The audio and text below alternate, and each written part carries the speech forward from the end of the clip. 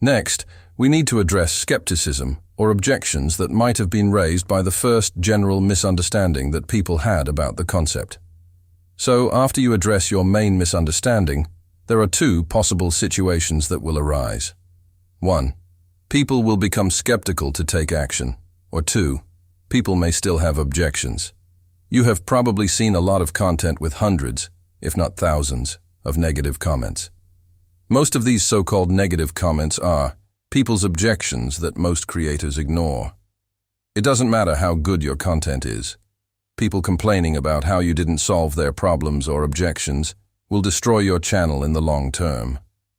When it comes to skepticism, there is a psychological phenomenon that kicks in when new or contradicting information is presented to us. Let's say you've always believed that multitasking makes you more productive. You've held on to this belief for years, juggling various tasks simultaneously. However, as research suggests that multitasking may not be as effective as previously thought, you might find it challenging to change your approach and tightly hold on to those beliefs that multitasking is the best way to work, despite evidence to the contrary. This is what happens in your viewers' minds when they are introduced to new concepts. And the truth is, there are always people who are new to a concept no matter how long the concept has been around for. So, after resolving the big objection or misunderstanding with evidence-based research, people will still hold on to their old beliefs, or they might still have a potential objection you need to resolve. So let's check out this example.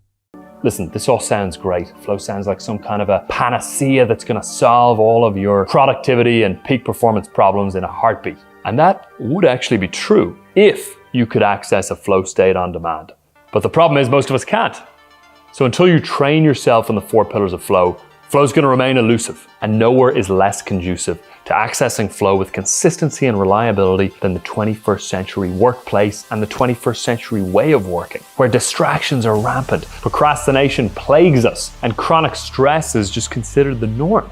Here, he addresses the potential skepticism by agreeing with that skepticism and then strategically referring to the audience's skepticism as a problem that needs to be addressed. This strategy is extremely powerful, and we will go into detail on how to write every single line in a script. But before that, how do you apply this? You need to find skepticism or objections your audience might have and resolve them. If you find it hard to identify any objection or skepticism, leverage ChatGPT.